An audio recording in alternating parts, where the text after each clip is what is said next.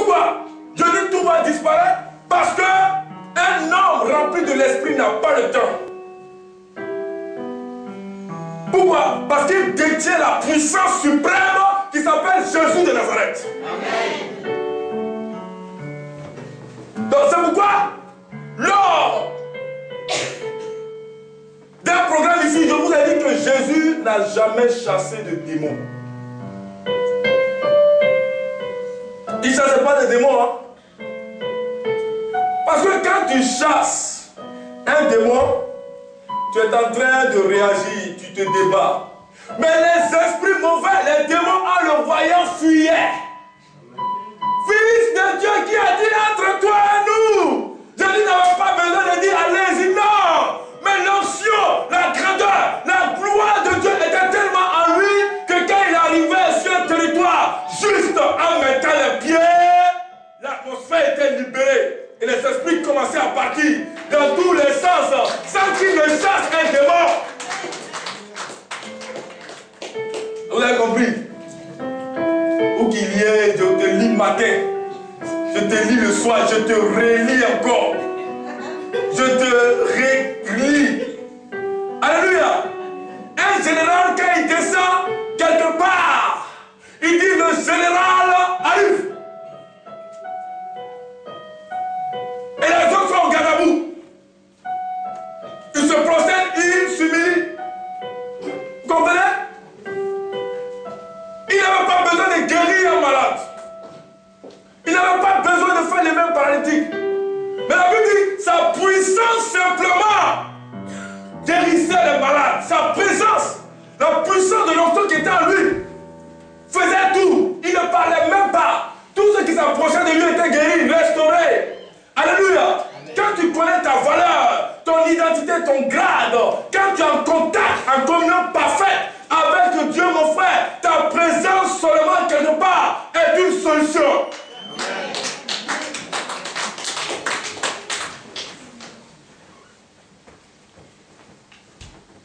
Dis Amen. Amen. Ta présence seulement est une solution.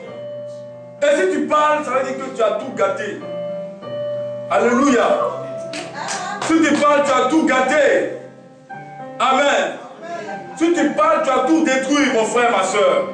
Frère, le temps est arrivé où l'Esprit de Dieu va utiliser des hommes, va utiliser des femmes, va se manifester dans des vies, va équiper des personnes, mais d'une puissance tellement extrême que vous n'aurez même pas à parler. C'est les gens qui viendront vers vous pour dire que tu m'as approché, j'ai été béni, tu m'as touché, j'ai été guéri, tu es venu dans ma maison a été bénie. Depuis que tu es dans cette nation, nous avons la joie, nous avons la paix, nous sommes contents de te voir. C'est une réussite, c'est un succès, tu es un pouvoir puissant pour nous.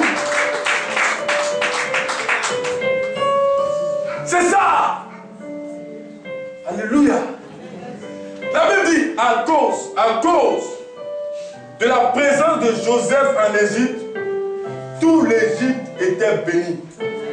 Ça veut dire, même si Dieu avait regardé le péché des Égyptiens, et à cause de leur péché, Dieu devait détruire la ville, mais à cause de la présence d'un seul enfant de Dieu, Dieu fait des calculs.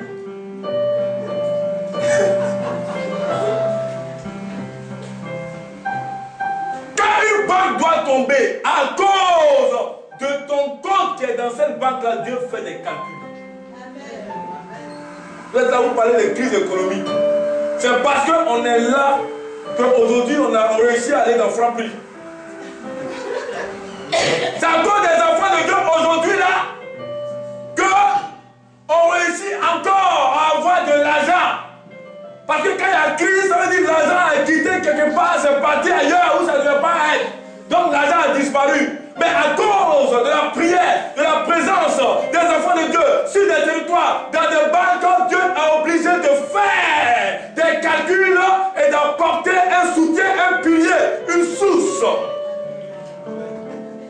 Oh, dis avec moi, je suis important.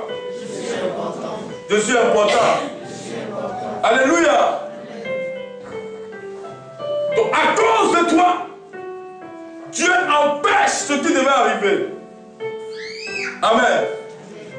À cause de toi,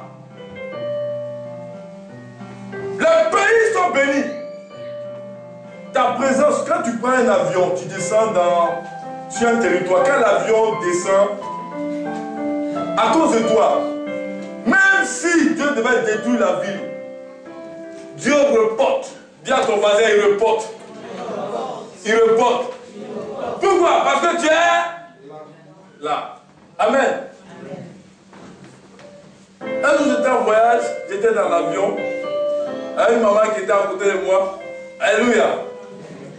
Vous savez, il y a beaucoup qui aiment, quand on dit avion, ils aiment ça. Quand ils montent, ils sont contents. Quand l'avion décolle, ils aiment ça. Mais quand les turbulences commencent, chacun commence à réciter la prière. Alléluia. Mais écoutez, hein, ce jour-là, la turbulence qui s'est passée dans l'avion où j'étais, je ne sais pas si on a appelé ça turbulence, mais écoutez, hein, ça bougeait beaucoup. Hein. Amen.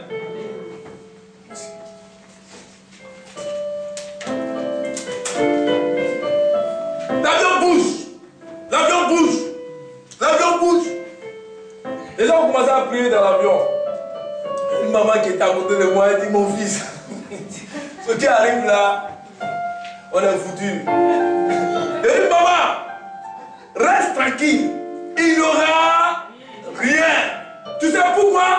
Parce qu'il y a un ambassadeur de Jésus, quelqu'un rempli du Saint-Esprit, qui est dans cet avion-là.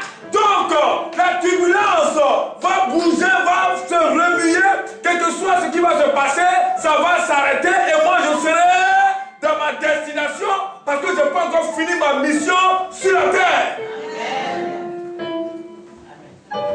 Après, l'avion s'est calmé. Vous comprenez? Alléluia. Comment est-ce que vous voulez qu'on sache que votre Dieu est puissant si vous n'êtes pas en face des dragons, des serpents, des scorpions de l'ennemi? Jésus-Christ est Seigneur, Jésus-Christ est vivant là. Ce n'est pas seulement dans la facilité. La facilité n'exprime pas la puissance de Dieu. Vous comprenez? Mais le combat qui existe entre Dieu et Satan, le résultat est la gloire de Dieu parce que Dieu est au-dessus de lui. Donc c'est quand ce combat se passe dans ta vie et que tu as des résultats, frère, tu es un homme fort, tu es une femme forte, tu es posé, tu es oint, tu es bâti. Alléluia. Vous savez, un jour, le diable s'est présenté à moi. Parce que ici, il y a beaucoup qui ont peur de Satan. Ils ne veulent pas qu'on parle de Satan. Hein? Ils ne veulent pas qu'on parle des démons. Le diable s'est présenté à moi. Bon, moi, j'ai l'habitude de le voir. Hein? Moi, j'ai l'habitude de le voir. Donc, même si j'ai éteint la lumière de ma chambre, s'il vient à côté de moi, il peut dormir même sur le lit. S'il a plu, hein? Alléluia! Il a présenté la situation devant moi. Il s'est présenté. Il a commencé à rire, il dit, c'est moi, Satan. Je viens, tu ne pourras pas. Alléluia. Donc vous savez ce que le diable voulait? Quand il vient t'attaquer, il veut que tu aies peur. Il veut que tu trembles. Il veut que tu te paniques, tu sois dans le stress, dans la dépression, compression, répression. Vous comprenez? Je l'ai regardé. Et il me regardait. Hein? Il me dit, mais Satan, qu'est-ce que tu vas faire que je n'ai pas encore vu qui va m'effrayer? Est-ce que vous avez compris? Qu'est-ce que tu vas me montrer? Qu'est-ce que tu vas faire? Alléluia! Que je n'ai pas encore vu qui va m'effrayer. Quand il a dit ça, il a fui, il est parti. Parce qu'il sait que l'épreuve qu'il présentait là, j'étais déjà au-dessus de ça. Parce que j'ai tout vu. Frère, je suis en train de te dire, quand le monde t'attaque, les circonstances arrivent vers toi, l'adversité, Dieu est en train de te bâtir. Dieu est en train de te former. Dieu est en train de te donner des piliers, des bases. Arrivé à un moment, tu n'auras plus peur de qui que ce soit sur la terre. Amen. En ce moment, tu pourras dire que la mort met un gain. Donc à ce stade-là, ça veut dire que les esprits mauvais n'ont plus d'autorité sur toi, ils n'ont plus de pouvoir sur toi. Tu avances. Et en ce moment-là, il y a du monde qui vient derrière toi et Dieu accomplit ses projets d'évangélisation, ses projets où il sauve ses enfants, ses projets de bénédiction dans des familles, dans des peuples, dans des nations, sur des territoires, dans des entreprises, sur des zones géographiques. Dis Amen. Amen. Alléluia. Et Dieu m'a réfléchi. Et Dieu m'a dit, il est l'heure que Ramsès II sache qui je suis. Dis avec moi, il est l'heure. Il est l'heure que Ramsès II sache qui je suis. Il dit, prenez-le. On arrive à la Pâque, hein, ouvrez vos oreilles et vos yeux. Dieu va vous parler. Il dit, prenez le sang de l'agneau. Amen. Et mettez le sang de l'agneau sur le linteau de chaque porte. Alléluia. Pourquoi? Parce que je vais faire venir la mort. Et la mort va frapper tous les premiers-nés du pays. Mais par le sang de l'agneau, je mettrai une différence entre ceux que je dois frapper et ceux que je ne dois pas frapper. En commençant par les hommes, par leur maison, par leurs entreprises, dans leur famille et tout ce qui est pour eux. Dis Amen. Amen. Dis Amen. Amen. Alléluia. Amen. Vous voyez, en grec, quand on dit toura, c'est la porte. Amen. Et en hébreu, quand on dit délette, c'est la porte. Donc la porte est symbole d'accès, c'est-à-dire d'entrée et de sortie. Dis Amen. Donc quand vous attendez que Jésus a dit, je suis la porte, la véritable porte par laquelle vous pouvez entrer. Parce que si vous entrez par cette porte, vous avez la vie, vous avez la connaissance, vous avez la paix, vous avez le salut. Alléluia. Donc la porte symbolise l'accès, l'entrée et la sortie. Alléluia. Donc, la grâce et la bénédiction de Dieu ne passent pas par n'importe quelle porte. Alléluia. Parce que Dieu, avant de bénir une femme, avant de bénir un homme, Dieu remarque quelque chose. Et la chose que Dieu remarque, c'est le lien qui existe entre lui et la femme. C'est-à-dire entre lui, Dieu et l'homme. Et ce lien-là, c'est une alliance, c'est une marque qui puisse permettre à Dieu de dire, celui-là je le bénis parce qu'il s'est consacré, celle-là je la bénis parce qu'elle est ma fille, celui-là je le bénis parce qu'il est chrétien. Donc le sang était un sceau, une marque, un signe, afin que Dieu puisse se souvenir d'Israël et rejeter Égypte. Dis Amen. Amen. Dis Amen. Amen. Alléluia. Amen.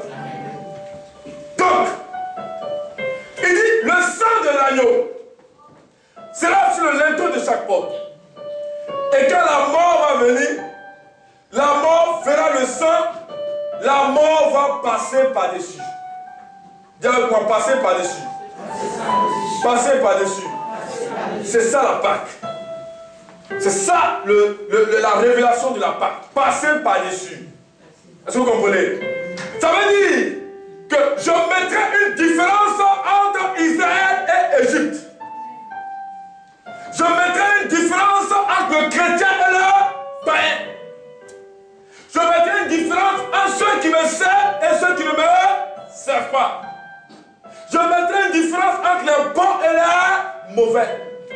Dieu dit, ma grâce qui reposera sur mon serviteur, ses enfants en bénéficieront, ses frères, ses sœurs, et même son chien. Acclamez Jésus. Dieu dit, il t'aime tellement. Vous comprenez?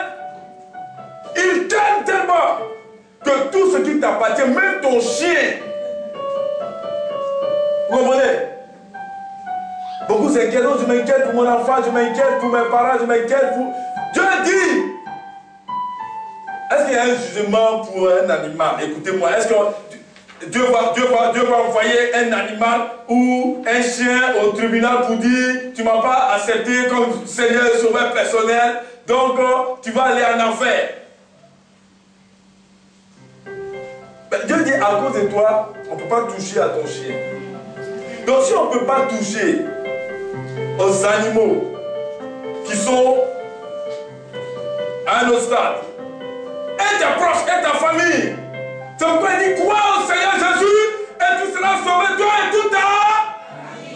Donc s'il sauve ton chien, ton chat, il les protège du mal à cause de toi. Donc ça veut dire que l'homme est plus important que le chien. L'homme est plus important que le chat. Il dit, mon sang sera une marque entre Israël et l'Égypte.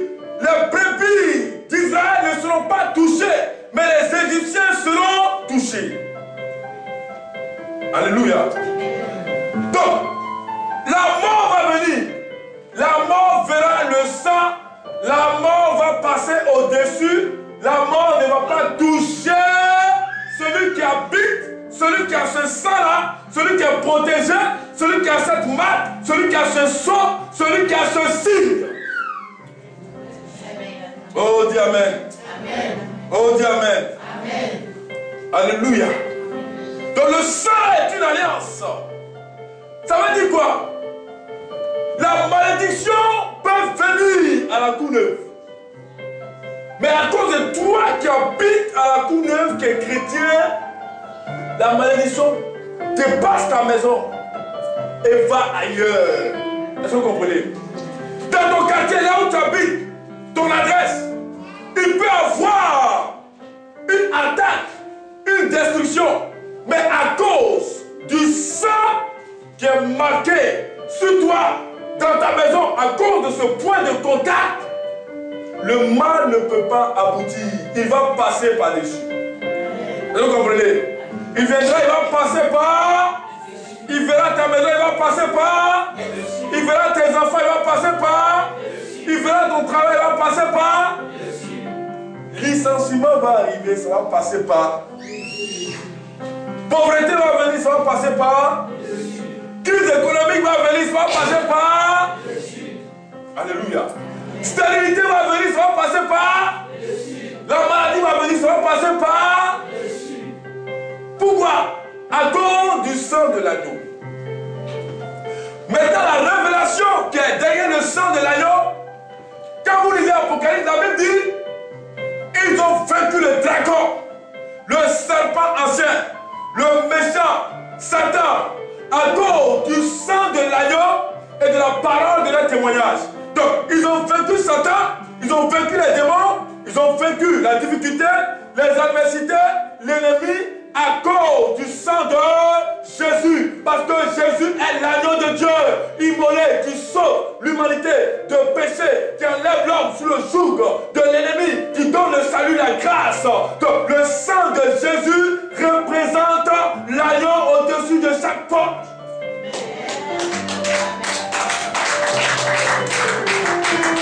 Vous voyez? C'est ça le sens de la Pâque. Ça veut dire qu'il y a des choses qui arrivent, des calamités, des mauvaises paroles. Mais ce n'est pas pour toi, c'est pour l'autre. L'autre là, je ne sais pas. Mais ce que je sais, c'est pas pour. Est-ce que vous comprenez? Le ciel peut trembler, la terre peut trembler, l'ouragan peut venir d'ailleurs.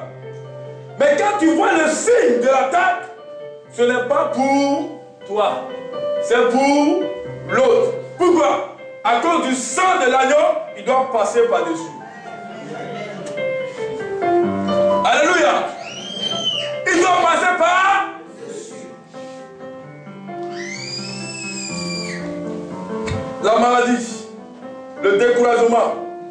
fléaux vont venir, mais rien ne doit te toucher. Pourquoi? À cause du sang de l'agneau. Donc il doit passer par...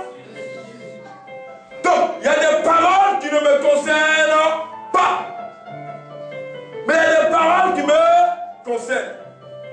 Donc quand tu viens me dire que cette chose-là est mauvaise, quand tu viens me dire des paroles négatives, des paroles néfastes, moi, prophète Kamel, je te dis que ça ne me concerne pas.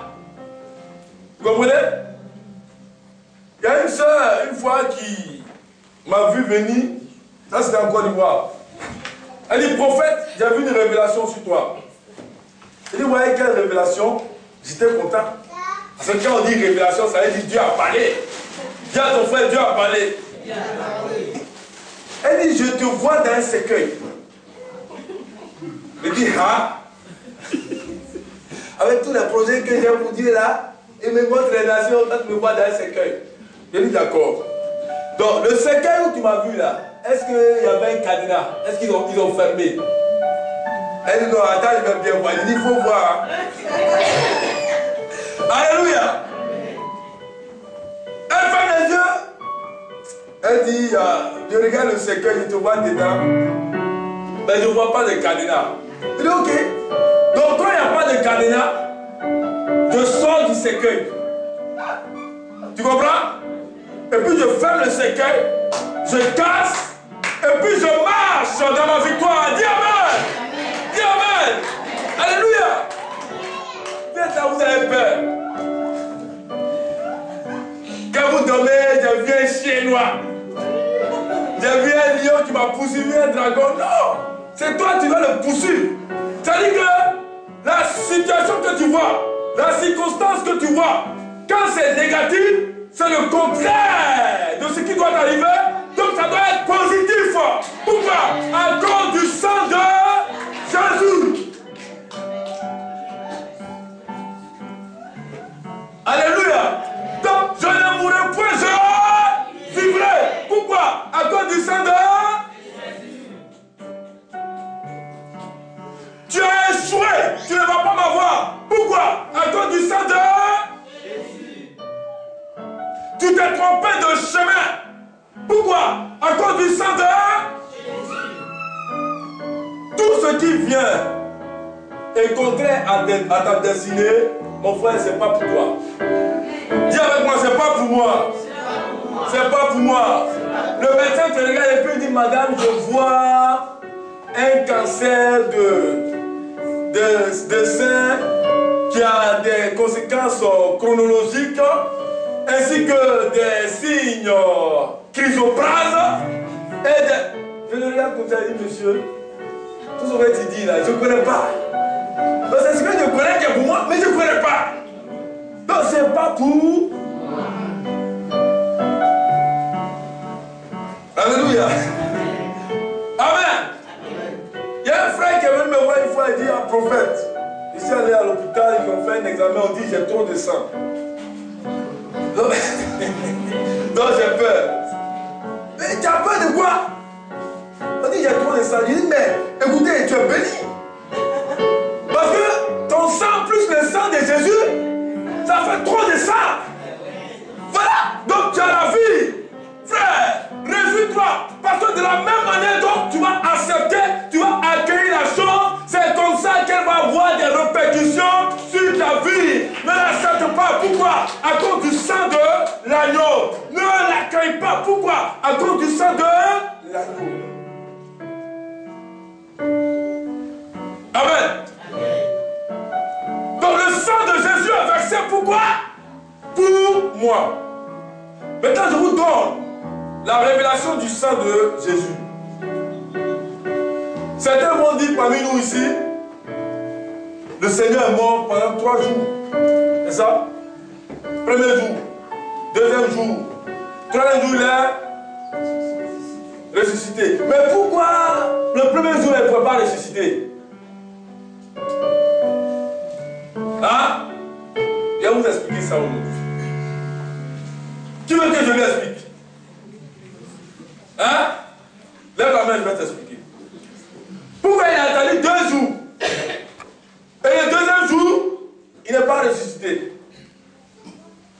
c'est ça? Et pourquoi c'est le troisième jour qu'il est ressuscité? Dis à ton voisin mystère. Mystère. Mystère. Mystère. Mystère. Donc, regardez, l'humanité était sous le joug de la mort. Donc, c'est le but pour lequel Jésus est venu sur la terre. Donc, Jésus est venu sur la terre, pourquoi? Pour que nous ayons le salut, la vie. Amen. Donc, l'étape de la mort était un combat auquel aucun homme ne pouvait résister. Alléluia. Donc, Jésus descend. Il accomplit sa mission. Il meurt. Pourquoi? Ce n'est pas une mort spirituelle, mais c'était un voyage dans le séjour des morts. Ça vous plaît? Ce n'est pas une mort spirituelle, mais c'était un voyage dans le séjour des morts. Quand un entrepreneur arrive pour la première fois sur un terrain, qu'est-ce qu'il fait? Il fait l'état des lieux. Parce que ça lui permet de savoir comment on peut construire la maison, comment on peut agir. Donc, le fait qu'il soit mort le premier jour était un voyage dans le séjour de la mort, afin des esprits de mort pour analyser la situation.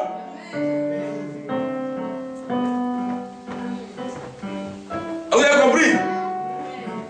Il est arrivé dans le séjour des morts pour analyser pour regarder tous ceux qui ont été attaqués par la mort, tous ceux qui sont enchaînés, tous ceux qui sont sous l'emprise des esprits de mort. Donc il a analysé la situation. Donc après avoir fini d'analyser la situation, il dit d'accord. Ils sont enchaînés. Ça c'est le premier jour. Analyser la situation. Examiner. Le deuxième jour, puisqu'ils sont enchaînés, ils sont emprisonnés, donc ils ont besoin d'être libérés. Ils ont besoin de sortir de l'emprise du diable. Donc il faut les délier chacun. Oh, dis Amen. Dis Amen. Dis Amen. Je suis en train de parler de ta résurrection, de ta délivrance, de ta guérison, de ta vie.